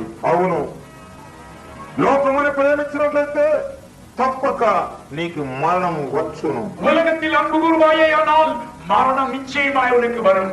నీవు పరిశుద్ధురాలుగా జీవించినట్లయితే నీకు నిద్ర తప్ప మరణము లేనే లేదు. நீ பரிசுத்தமானாய் நீ நித்திரை செய்வானால் மரணம் உனக்கு வரவே வராது. పరిశుద్ధులకు మరణం అనేది లేనే లేదు. பரிசுத்தவான்களுக்கு மரணம் என்பது கிடையவே கிடையாது, வெறும் நித்திரை மாத்திரம். నిద్రించిన వాడు తిరిగి లేచెదరు. நித்திரை செய்தவர்கள் திரும்ப எழும்புவார். ఆవిడ ప్రభువునందు నిద్రించిన వాడు కడమూరం రోగినప్పుడు ఒక్క క్షణంలో ఒక రేప పట్టున వారు రూపాంతరము చెందెదరు. அப்படியே கர்த்தருக்குள் நித்திரை அடைந்தவர்கள் எக்காலம் தனிக்கும் ஒரு நொடி பொழுதுல இமை பொழுதுல அவர்கள் எழுந்திருப்பார். కడమూరం రోగును అప్పుడు అక్షయులు లేపబడుదురు. கடைசி காலம் தனிக்கும் கிறிஸ்துவுக்குள் மரித்தவர்கள் முதலாவது எழுந்திருப்பார். దేవుని యొక్క సంకల్పము, దేవుని యొక్క మర్మమంతయు ఆ నాడు, ఆ క్షణము, ఆ ఘడియ பேட்டப்பச்சுனு. அந்த சனப்பொழுதுல, அந்த நொடி பொழுதுல கர்த்தருடைய தீர்மானம், அவருடைய நோக்கம் நிறைவேறும். కుమార కుమార్తె, దేవుని యొక్క మర్మము, దేవుని యొక్క సంకల్పము మీ యందు నెరవేర్చబడవలనంటే ఇప్పుడు ప్రభువును మాత్రము ప్రేమించుము. பிரியமானவர்களே, தேவனுடைய நோக்கம், அவருடைய திட்டம் உங்களுக்கு நிறைவேற வேண்டுமே ஆனால் இப்பொழுது உங்களை ஒப்புக்கொடுங்கள். నీవు ఈ లోకమున అభివృద్ధి చెంది సదాకాలము నరకేతన పడుటకు ఏర్పరచబడిన వ్యక్తి కానే కాదు. நீங்கள் என்றென்றைக்கு நரக வேதனை அனுபவிக்கும்படிக்கு நியமிக்கப்பட்டவர்கள் அல்ல. అందుకొరకే తన రక్తమంతయు ఆయన కార్చలేదు. அதற்காக தம்முடைய முழு ரத்தத்தை அவர் சிந்தவில்லை. నీవు ఆయనతో పాటు సదాకాలము ఆ మహిమ పొంది ఆయనతో పాటు ఏలుబడి చేయవలనని నిన్ను వెతికి రక్షించి ఉన్నారు. நீங்கள் அவரோடு கூட என்றென்றைக்குமாய் சதாகால நித்தியமாய் அவரோடு இருந்து ஆளுகை செய்ய வேண்டும் என்று அவர்களை மீட்டு ரட்சித்து கொண்டு வந்தார். ఆయనతో పాటు నీవు జీవించినట్లయితే నీకు మరణం అనేది ఏమాత్రం లేనే లేదు. நீ அவரோடு கூட జీవితాయేயானால் உனக்கு மரணம் என்பது ஒரு காலம் கிடையாது. అందుకే పౌలు ఆ మరణమును చూసి చెప్తున్నాడు, ఓ మరణమా నీ ముళ్ళెక్కడ?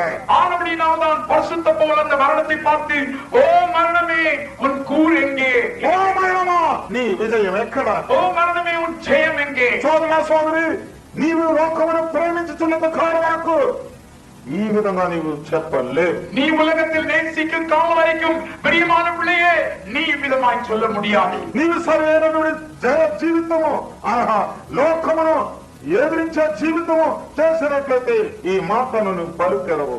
நீ உண்மையாய் உலகத்தில் மேற்கொண்டு ஜெய ஜீவன் செய்வாயே, ஆனால் இந்த வார்த்தையை நீ உச்சரிப்பாய். మరణమని చెప్పేది ఆఖరి శత్రువుగా ఉన్నాడు. இந்த மரணம் என்று சொல்கிறது கடைசி சத்துருவாய் ఒక இருக்கிறார். మనిషికి 7 శత్రువులు ఉన్నారు. ஒரு మనిషికి 7 శత్రుக்கள் இருக்கிறார்கள். దానిలో కడపటి శత్రువే మరణము. அதுல கடைசி சத்துரு தான் மரணம். మొదటి కొరింథీ పత్రిక 15వ అధ్యాయం 26వ వాక్యంలో చదువుకున్నట్లయితే, முதலாம் கொரிந்தியர் 15ஆம் அதிகாரம் 26వ 26ஆம் வசனம். కడపటి శత్రు మరణము.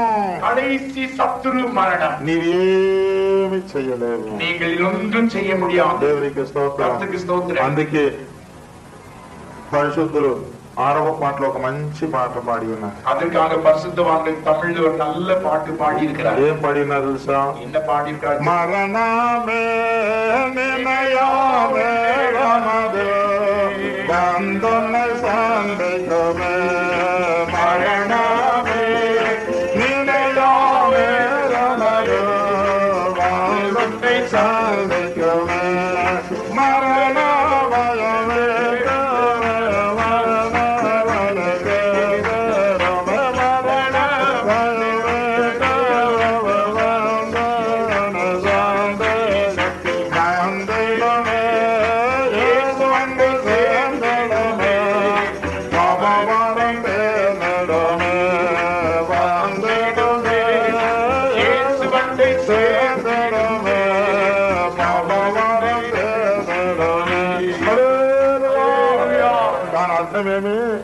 பொருள் என்ன? మరణము తలంచని సమయం నిన్ను సంధించను. மரணம் உன்னை சந்திக்கும். దేవునికి స్తోత్రం. கர்த்தருக்கு ஸ்தோத்திரம். ఆ గడియ రాక మునుపు లోకమును నీవు ప్రేమించవద్దు. அந்த நேரம் வருகிறதுக்கு முன்பாக நீ உலகத்தில் அன்பு கூற வேண்டாம். ఆ మరణం అనేది ఎవరు? அந்த మరణం என்பது யார்? కడపటి శత్రు. அது కடைசி శత్రు. చదవండి, తెలుగులో చదవండి. కడపట్టి నశింపచేయు శత్రు మరణము. చివరి కడపటి శత్రు మరణము. வர இருக்கும் கடைசி சத்துரு மரணம். ఓ సోదర సోదరి, ஓ சகோதரனே சகோதரி, నీలో విజయం ఉన్నట్లయితే இந்த உலகத்தில் உனக்கு ஜெயம் இருக்குமானால் ఒకే ఒక మాట నీవు పలుకదవు. ஒரே ஒரு வார்த்தை நீ ఓ உச்சரிப்பாய். మరణమా, ஓ மரணமே, నాపై నీకు అధికారం లేదే లేదు. என் பேர்ல உனக்கு அதிகாரம் கிடையவே ఓ கிடையாது. మరణమా, ஓ மரணமே, నీ ముళ్ళ ఎక్కడ? உன்னுடைய முள் எங்கே? ఓ పాతాళమా, ஓ பாதாளமே, నీ విజయం ఎక్కడ? ஜெயம் எங்கே? చదవండి ఆ వాక్యాన్ని. ఓ మరణమా, ஓ மரணமே, నీ ముళ్ళు ఎక్కడ? உன்னுடைய முள் எங்கே? ఓ పాతాళమా, ஓ மரணமே, నీ విజయం ఎక్కడ? ஜெயம் எங்கே? సోదర సోదరి, சகோதர சகோதரி, నీవు ఈ లోకమును ద్వేషించినట్లయితే, இந்த உலகத்தை நீங்கள் வெறுப்பீர்களானால், ఈ లోకమును ఉపేక్షించినట్లయితే, இந்த ఉలగத்தை புறக்கணிப்பீர்களானால் తప్పక ఆ విజయము లభించును. நிச்சயமாய் அந்த ஜெயம் கிடைக்கும். నేను తెచ్చిన తండ్రి సింహాసనంలో కూర్చొని ఉన్నట్లుగా நாம் ஜெயிக்கின்ற பிதாவின் சிங்காசனத்தில் வீற்றிருக்கிறது போல జయించువాడెవడో వాని నా సింహాసనం నందు నాతో పాటు కూర్చుండబెట్టుదును. ஜெயம் பெற்றவனுக்கு கூட என்னோடு பிதாவின் சிங்காசனத்தில் இருக்கும்படி அருள் జయించిన செய்வேன். వారి కొరకై నేను త్వరగా రాబోతున్నాను. ஜெயம் பெற்றவனுக்காக நான் சீக்கிரத்தில் வரப்போகிறேன். ఓ సోదర సోదరి, ஓ சகோதரி, లోకమును మీరు ప్రేమించకండి. உலகத்தில் அன்பு கூற வேண்டாம். లోకమున పాపం ఉన్నది. உலகத்தில் பாவம் పాపం இருக்கிறது. ద్వారా కడపడి శత్రువైన మరణం ఉన్నది. உலகத்தில பாவம் பிரவேசித்தபடினால மரணம் இருக்கிறது. ఈ మరణం ఎక్కడ నుండి వచ్చుచున్నది? இந்த மரணம் எங்கிருந்து வருகிறது? పాపం ద్వారా వచ్చుచున్నది. பாவத்தின் மூலமாய் வருகிறது. మరణం వచ్చుటకు రెండు దారి ఉన్నది. மரணம் வருகிறதுக்கு 2 வழிகள் இருக்கிறது. ఒకటి పాపం ద్వారా మరణం వచ్చును. முதலாவது பாவத்தின் மூலமாய் மரணம் வருகிறது. ఎక్కడ చదువుచున్నాము? இங்கே வாசிக்கிறோம். రోమ పత్రిక 7వ అధ్యాయము ரோமருக்கு எழுதின நிருபம் 7ஆம் அதிகாரம் 13వ వాక్యమును చదివినట్లయితే, 13ஆம் வசனத்தில் வாசித்தால் ఆ, பாவமே எனக்கு மரணமாயிற்று. ఆ పాపమే నాకు మరణం. அந்த பாவமே எனக்கு மரணமாயிற்று. త్వరగా చదవండి. పాపం మొత్తమైన దాని మూలముగా నాకు దేవునికి స్తోత్రం. కర్తருக்கு స్తోత్రం. కుమార కుమార్తె ఈ లోకముని నీ ప్రేమించినట్లయితే, మగనే మగనే నీ ఉలగத்தில் అன்பு கூறுவாய். ఈ పాపములో ఉన్న ఈ లోకములో ఉన్నటువంటి పాపము నీకు మరణమును రప్పించును. இந்த உலகத்தில் இருக்கிற பாவம் உனக்கு மரணத்தை வருவிக்கும். యాకోబు మొదటి అధ్యాయం 17వ వచనంలో చదివినట్లయితే, யாக்கோபு முதலாம் அதிகாரம் 15ஆம் வசனத்தில் வாசித்தால், పాపము ద్వారా మరణము, பாவத்தின் மூலமாக மரணமும், பாவம் பூர்ணமாகும்போது மரணம், పాప పరిపూర్ణమైనప్పుడు మరణము జన్మించును. దేవునికి స్తోత్రం. கர்த்தருக்கு స్తోత్రం. ఈకను నీవు లోకమును ప్రేమించదవా? இனிமேல் நீ உலகத்தில் அன்பு கூறுவாயா? త్వరగా మరణం నీకు వచ్చదనే సంగతిని మర్చిపోవచ్చు. சீக்கிரத்தில் மரணம் உனக்கு வரும் என்பதை மறக்க ఈ வேண்டாம். పాపమును ఈ లోకమును నీ ప్రేమించదవా? இன்னுமாய் நீ உலகத்தில் ஒரு பாவத்திலும் அன்பு கூறுவாயா? మరణం నీకు తడస్థించును. மரணம் உனக்கு வரும். ఆ పాపం యొక్క ప్రతిఫలం ఏమిటి? பாவத்தின் பலாபலன் என்ன? రోమారావు అధ్యాయం 23వ వాక్యం చదివినట్లయితే, ரோமர்கள் நிருபம் 6ஆம் அதிகாரம் 23ஆம் வசனத்தில் வாசித்தால், పాపం వలన వచ్చు జీతం మరణము. பாவத்தின் சம்பளம் மரணம். ఓ కుమార కుమార్తె, ஓ மகனே மகனே, ఓ సంఘమా, ஓ సభయే, నీవు రక్షింపబడవలనంటే நீ ரட்சிக்கப்பட வேண்டுமானால் ఒకే ఒక మార్గం ఉన్నది. ஒரே ஒரு வழி இருக்கிறது. నీవు నన్ను ప్రేమించుము. என்னில் அன்பு கூறு. లోకమును ఏమాత్రం ప్రేమించవద్దు. உலகத்தில் எவ்வளவு அன்பு கூற வேண்டாம். దేవునికి స్తోత్రం. கர்த்தருக்கு ஸ்தோத்திரம். మరణం ఎన్ని దారిలో వచ్చుచున్నది? மரணம் எத்தனை காரணமாய் வருகிறது? ఎన్ని దారిలో గుండా వచ్చుచున్నది? எத்தனை வழியாக வருகிறது? రెండు దారిలోనికి వచ్చుచున్నది. ரெண்டு வழியாக வருகிறது. ఒకటి ஒன்று పాపం ద్వారా వచ్చుచున్నది. பாவத்தின் மூலமாய் வருகிறது. దేవునికి స్తోత్రం. கர்த்தருக்கு ஸ்தோத்திரம். రెండవదిగా இரண்டாவதாக మరణం ఎక్కడి నుండి వచ్చుచున్నది? மரணம் எங்கே இருந்து வருகிறது? లోకములో కలుగు దుఃఖము వలన మరణం వచ్చును. உலகத்தில் உண்டாகும் துக்கம், கவலையினால மரணம் உண்டாகுது. 2 కొరింథీయుల 7వ అధ్యాయం 10వ వాక్యం చదివినట్లయితే, 2 కొరింథీయుల 7ఆம் அதிகாரம், లౌకిక దుఃఖం మరణమును కలుగును.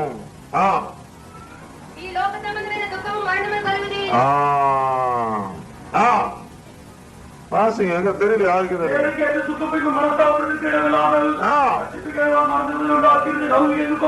లౌకిక సంబంధమైన దుఃఖం, லௌகீகமான துக்கமோ மரணத்தை உண்டாக்குகிறது.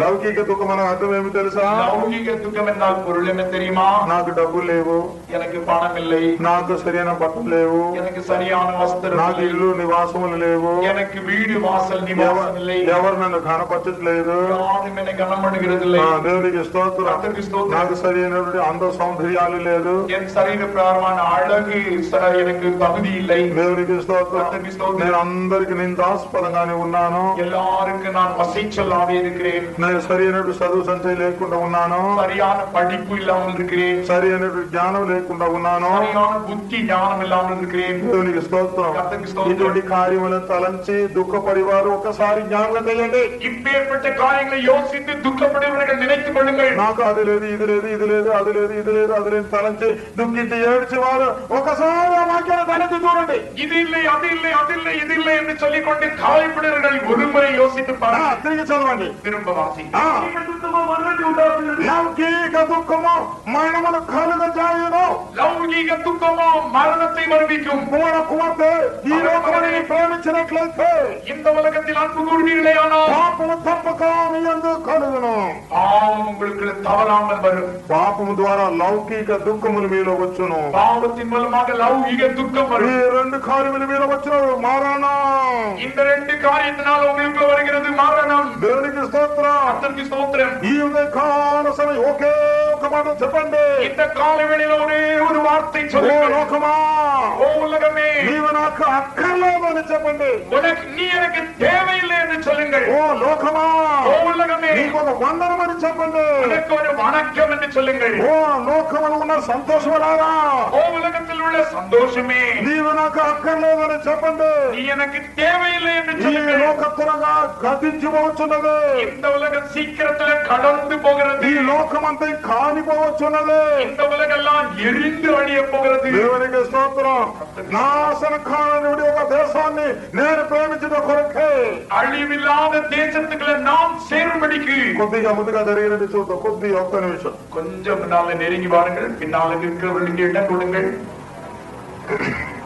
ఓ సంగమా, ஓ சபையே, నీవు లోకమును ఎదిరించినట్లయితే, நீங்கள் உலகத்தை எதிர்ப்பீர்களே ஆனால் నాశనం కానటువంటి ఒక జీవితాన్ని మీరు పొందబోతున్నారు. అழிవిல்லாத ஒரு జీవితాన్ని நீங்கள் பெற போகிறீர்கள். ఆ జీవితంలో గురించి ప్రభు ఏం చెప్తున్నారు? அந்த జీవితాన్ని గురించి ఆండవర్ என்ன சொல்கிறார்? నిశ్చలమైన రాజ్యమును పొందబోతున్నటువంటి మీరు, అసయ్యాத రాజ్యத்தை பெற போகிறதான நீங்கள். ఎబ్రీయులకు రాసిన పత్రిక 12వ అధ్యాయము 27వ వాక్యంలో చదివినట్లయితే, ఎబ్రీయులు 12వ అధ్యాయం 27వ వచనத்தில் వాసిస్తాం. అందువలన నిశ్చలమైన రాజ్యమును పొందబోతున్నాము. ஆனபடியினால் அசையாத ராஜ்யத்தை பெற போகிறதான நாம். అందువల్ల తన యొక్క జనులు చూసి ఏమి చెప్తున్నారు? அதற்காக தன்னுடைய ஜனத்தை பார்த்து என்ன சொல்லுகிறார்? నా యొక్క తండ్రి ఇంట అనేక నివాస స్థలములు కలవు. என் பிதாவின் வீட்டில் அநேக வாசஸ்தலங்கள் உண்டு. నా సంగమా, என் సభయే, నీవు లోకమును ప్రేమించకుండా నన్ను ప్రేమించినట్లయితే,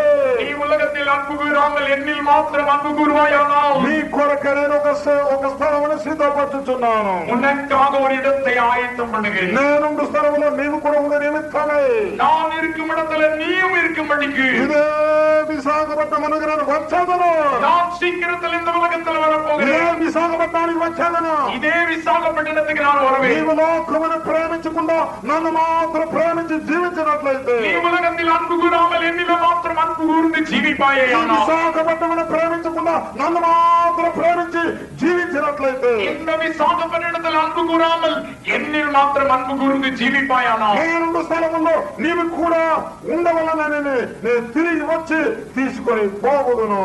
நீ என்னோடு கூட இருக்க வேண்டும் என்று திரும்ப நான் இங்கே வந்து உன்னை என்னிடத்துல சேர்த்துக் கொள்வேன். కుమారుడు కుమార్తె, ఆ దినము త్వరగా రాబోచున్నది. மகனே மகனே, அந்த நாள் சீக்கிரத்துல வரப்போகிறது. ఆ దినము కొరకై నీవు ఎదురు చూచి ఉన్నట్లయితే, நீ அந்த நாளுக்காக எதிர்பார்த்து ஜீவிப்பாயானால், ఇప్పుడు కళ్ళు మూసుకోను. இப்பொழுது கண்களை மூடிக்கொள். మరణమా, மரணமே, నీవు నాకు అక్కర్లేదు. நீ எனக்கு முடிவல்ல, నీవు నాకు అవసరం లేదు. நீ எனக்கு தேவையில்லை.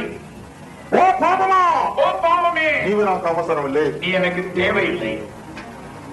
నేను నశించినటువంటి ఒక దేశానికి కొరకు నేను ప్రయాణం చేయించు ఉన్నాను. அழியாத ஒரு ராஜ்யத்திற்காக நான் பிரயாணம் பண்ணி கொண்டிருக்கிறேன். కదల్చబడినటువంటి ఒక దేశానికి కొరకై నేను ప్రయాణించుచున్నాను. அசையாத ஒரு ராஜ்யத்திற்காக நான் பிரயாணம் பண்ணி கொண்டிருக்கிறேன். నిశ్చలమైన రాజ్యమును నేను పొందబోచున్నాను. அழிவில்லாத அசையாத ராஜ்யத்தை நான் பெறப்போகிறேன். ఓ మరణమా, ஓ மரணமே, నీ విజయ నాకు అక్కరలేదు. உன்னுடைய ஜெயம் எனக்கு தேவையில்லை. ఓ మరణమా, ஓ மரணமே, నీ ముళ్ళు నాకు అక్కరలేదు. உன்னுடைய முள் எனக்கு தேவையில்லை. నేను సదాకాలం ప్రభుతో పాటు ఉండబోచున్నాను. நான் சதா காலம் ஆண்டவரோடு இருக்க போகிறேன். నీకు ఒక వందనమని చెప్పుము. உனக்கு ஒரு வணக்கம் என்று சொல். నీవు నాకు అవసరం లేదని చెప్పుము. நீ எனக்கு தேவையில்லை என்று சொல். అందరు కళ్ళు మూయండి. எல்லாரும் கண்களை மூடுவோம். ఆ ప్రభువును ఒకసారి తేరి చూడండి. அவரை ஒரு முறை நோக்கி பாருங்கள். ఆయన యొక్క పాదములను చూడండి. அவருடைய பாதங்களை பாருங்கள். మీ కన్నీళ్ల చేత పాదములను కడగండి. உங்களுடைய கண்ணீரால் அவருடைய பாதத்தை கழுவுங்கள். ఆ కన్నీళ్ల చేత తడపండి. அவருடைய கண்ணீரால் அதை துடையுங்கள். ననయుங்கள். நனையுங்கள். ఆ కన్నీళ్ల చేత తుడవండి. அந்த கண்ணீரால் அவருடைய பாதத்தை நனைத்து விடுங்கள். ఇప్పుడు మీ యొక్క హృదయమును తన ప్రేమ చేత నింపుటకే వచ్చి ఉన్నారు. இப்பொழுது தம்முடைய அன்பினால் உங்களை இருதயத்தை நிரப்பும்படிக்கு வந்திருக்கிறார். తన ప్రేమ మీలో ఇప్పుడు పొంగి పొల్లిపోతున్నది. அந்த அன்பு உங்களிடத்தில் இருந்து பொங்கி பாய போகிறது. ఒకసారి ఆ హస్తమును చూడండి. ஒரு முறை இந்த பாடுகளை தியானியுங்கள். ఆ హస్తములను, அந்த கரத்தை பாருங்கள். ఆ హస్తమును ఉన్నటువంటి గాయాల్ని చూడండి. அந்த கரத்துல இருக்கிற காயத்தை பாருங்கள். ఆ గాయములను చూచి ముద్దు పెట్టి ఒకే ఒక మాట చెప్పండి. அந்த காயத்தை பார்த்து முத்தமிட்டு ஒரு வார்த்தை சொல்லுங்கள். ఓ గాయమా, ஓ மரணமே, ఓ గాయమా, ஓ காயமே, నేను నిన్ను ప్రేమించుచున్నాను. நான் உன்னில் அன்பு கூறுகிறேன். అదే మాట చెప్తూ ఉండండి. அதே வார்த்தை சொல்லிக்கொண்டே ఆ గాయం నుండి వచ్చే రక్తము ఇప్పుడు మిమ్మల్ని శుద్ధి చేయబోతున్నది. அந்த காயத்திலிருந்து வருகிற ரத்தம் இப்பொழுது உங்களை சுத்திகரிக்கும். మీ యొక్క పాపములను వెళ్ళగొట్టి, உங்களுடைய பாவங்களை எல்லாம் தொலைத்து விட்டு, మీ యొక్క మరణములను నిర్మూలపరిచి, மரணத்தை அதை அழித்து விட்டு దాని యొక్క మహిమను ఇప్పుడు అనుగ్రహించబోతున్నది. தம்முடைய மகிமை உங்களுக்கு கொடுக்க போகிறது. హల్లెలూయా. ఆ బంగారు హస్తము ఇప్పుడు మిమ్మల్ని తాకుటకై వచ్చి ఉన్నది. அந்த பொன் கரம் உங்களை தொடும்படிக்கு வந்திருக்கிறது. ప్రార్థించను.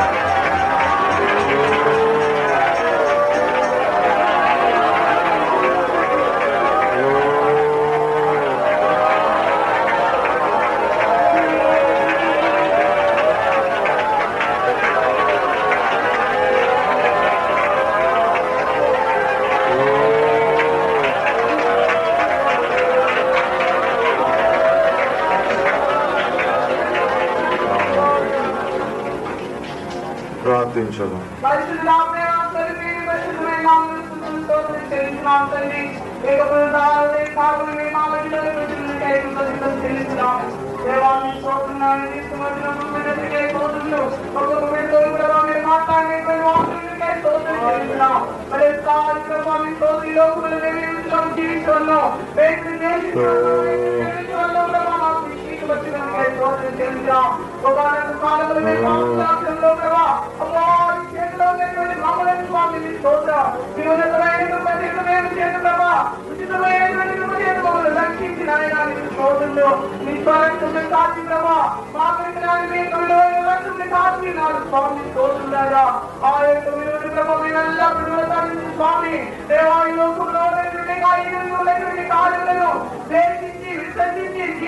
సహాయం చేయమని వేడుకుంటున్నాం. దేవా ఎవరికి ప్రభా మీతో ఉండవల్లంటే స్వామిని తోటం లోపల వాసు సాధారణ స్వామి ఐదు విషయాలను మేము ద్వేషించిన ఆయన తోటం నేరేడు కూడా మీ ఉన్నతమైనటువంటి కృప పొందుతున్న స్వామి మిమ్మల్ని అధికంగా ప్రేమించిన స్వామి తోటం తండ్రి మేము జీవిత సహాయం చేయండి మీతో సంతరించాలను దయచేయండి ఏ స్నామం వేడుకుంటున్నాం తండ్రి. మన ప్రభువైన కృపయు తండ్రి దేవుని ప్రేమయు పరిశుద్ధాత్మ సహవాసం ఇప్పుడు ఎల్లప్పుడు ఆయన రాకడ వరకు సదాకాలం తోడుగా ఉండును గాక. హల్లెలూయా హల్లెలూయా హల్లెలూయా. అందరికి వందనాలు స్తోత్రములు.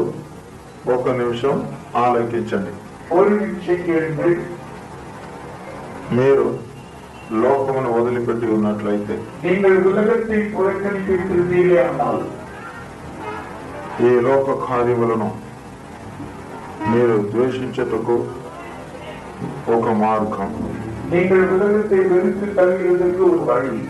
ఇప్పుడే కొందరు మలినమైపోయి ఉన్నారని నేను గ్రహించుచున్నాను.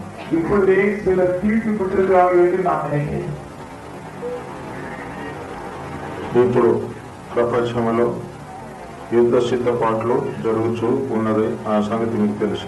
இந்த உலகம் யுத்தத்திற்கு ஆயத்தப்பட்டுக் கொண்டிருக்கிற செய்தி எல்லாருக்கும் நன்றாக தெரியும். ఈ లోకంలో జరిగే కార్యాలని చూడవలనని మీరు ఆత్మీయులైతే ఒకే ఒక మాట, நீங்கள் இந்த உலகத்தில் நடக்கிற காரியத்தை காண வேண்டும் என்று விரும்பினால் ஆவிக்குரியவர்களாகிய உங்களுக்கு ஒரு வார்த்தை. ఎవరు ఈ లోక కార్యం చూడవలనని టీవీ చూడవద్దు. இந்த உலகத்தின் காரியத்தை காண வேண்டும் என்று டிவி பார்க்க வேண்டாம். అపవాది యొక్క తంత్రం ఇది. இது பிசாசுடைய தந்திரமாயிற்று. ఈ తంత్రమును మీకు చూపించి మిమ్మల్ని రప్పించు. அவர் இந்த உலகத்தின் தந்திரத்தை காண்பித்து உங்களை தன்னத்தை இழுத்துக் கொள்வார். అమెరికాలో ఇలా జరుగుతుంది అలా జరుగుతుంది చూద్దామని చెప్పేసి, అక్కడ ఎలా జరుగుతుందో చూద్దామని చెప్పేసి టీవీ ముందుగా ఎవరు కూర్చోవద్దు. அமெரிக்காவில் இப்படி நடக்கிறது, இதை டிவியில பார்க்கலாம் என்று நீங்கள் யாரும் உட்கார்ந்து பார்த்துக் கொண்டிருக்க வேண்டாம். లోకమును మీరు ఏమాత్రం చూడవద్దు. உலகத்தை எப்பொழுதையும் பார்க்க வேண்டாம். ప్రభువును మాత్రం చూసుకుంటూ ఉండండి. ஆண்டவரை மாத்திரம் பார்த்துக் கொண்டு ஜீவியுங்கள். ఒకవేళ టీవీ చూసే సమయం ప్రోగ్రాంలు ఉంటే మీ ఫలితం ఇక్కడ టీవీ ముందుగానే కూర్చోవలసిందే. நீங்கள் டிவி பார்க்கிற அந்த சமயத்தில் ஆண்டவருடைய வருகை இருக்குமானால் நீங்கள் இந்த உலகத்திலே கைவிடப்பட்டவராக இருக்க வேண்டியதாக. 100% ఏ విశ్వాసుల యొక్క ఇళ్లలోనూ టీవీ ఉండకూడదు. 100% எந்த விசுவாசிய வீட்டிலே டிவி இருக்கக்கூடாது. పెద్దవాళ్ళు కానీ, చిన్నవాళ్ళు కానీ, పాత వాళ్ళు కానీ, కొత్త వాళ్ళు కానీ, ఎత్తువారు కానీ, పొట్టివారు కానీ, ఎవరు కానీ, அவர்கள் பெரியவரோ சிறியவரோ புதியவரோ பழையவரோ அவர்கள் யாரு உயர்ந்தவரో தாழ்ந்தவரో ఉన్నట్లయితే ఇవాళ ఉపవాసం తీసుకుని ప్రార్థిస్తాను అన్ని ఇంకా బద్దలు అవుతుంది. ఇప్పుడే చెప్పేస్తున్నా. ఏ విశ్వాసాలలో టీవీ ఉండకూడదు. எந்த விசுவாசத்தை வீட்டிலே இருக்கக்கூடாது. మీరు దేన్ని మీరు చూడకూడదు. நீங்கள் எதையும் பார்க்கக்கூடாது. మీకు అవకాశం అయితే వార్తాపత్రికలు వస్తాయి, దాన్ని మీరు చూడండి, చదువుకోండి చాలు. நீங்கள் உங்களுக்கு பத்திரிகைகள் வருகிறது, அதை பார்த்து படித்துக் கொள்ளுங்கள். టీవీ ఎదుట మాత్రం కూర్చోవద్దు. நீங்கள் டிவி முன்னால் உட்கார வேண்டாம். అది అపవాదిక తంత్రమని మేము ప్రకటన పొంది ఇప్పుడు చెప్తున్నాం. வெளிப்படுத்தலை நாங்கள் பெற்று அந்த டிவி பிசாசுடைய தந்திரம் என்று உங்களுக்கு எச்சரிக்காக சொல்கிறோம். మరలా చెప్తున్నాను, திரும்ப திரும்ப சொல்கிறேன், ఈ లోక కార్యములు చూచుటకు మీరు టీవీ ఎదుట కూర్చోవద్దు. உலகத்தின் காரியத்தை காணும்படிக்கு டிவி முன்னால் உட்கார வேண்டாம். ఇప్పటికీ ముమ్మార్లు అంత్యక్రీస్తు ధర్మ విరోధి టీవీలోనే ప్రత్యక్షమై చెప్పిన త్వరగా రాబోతున్నానని ధర్మ విరోధి అంత్యక్రీస్తు చెప్పేశాడు. అంత్యక్రీస్తు நான் உலகத்தில் வெளிப்பட போகிறேன் என்று டிவியில தானே அவர் தன்னை காட்டி 3 முறை அவர் வெளிப்படுத்தி இருக்கிறார். ఇప్పుడు వరకు విజ్ఞానులు ఆ వ్యక్తి ఎవరని వాళ్ళు గ్రహించలేక చాలా బద్దలైపోయి ఉన్నారు. இப்பொழுதே விஞ்ஞானிகள் எல்லாம் அவர் ஜாதகத்தை கணக்கிட்டு அவர்கள் அதிர்ச்சி அடைகின்றனர். ఆ వ్యక్తి ఎవరని అడ్రస్ కోసం ఇంకా వదకలాడుతున్నారు. அவருடைய విలాసத்துக்காக யார் என்று அவருக்கு அழைத்து தெரிகிறார். వాడు మళ్ళీ చెప్పినా ఇంకొకసారి నేను ప్రత్యక్షం అవుతానని టీవీలో அவன் திரும்ப ஒரு முறை டிவியில நான் வெளிப்பட போகிறேன் என்று சொல்லியிருக்கார். వాడు త్వరగా వస్తాడు, టీవీకే వస్తాడు. அவன் சீக்கிரத்துல டிவி சொல்லமாகவே வருகிறான். టీవీ మీ దగ్గర ఉంటే వాడికి మీరు బంధువులుగా మారిపోతారు. நீங்கள் உங்களுடைய வீட்டில் டிவி வைத்து அவனுக்கு இடம் கொடுத்தால் நீங்களே அவனுடைய வீடாக மாறிவிடுவீர்கள். వారికి బంధు రిలేషన్స్ அவனுக்கு சொந்தக்காரரை மாறிவிடுவீர்கள். కనుక మీరు ఈ విషయం మనసులో ఉంచండి. அவனுடைய இந்த காரியத்தை ஒரு மனதில் வைத்துக் கொள்ளுங்கள்.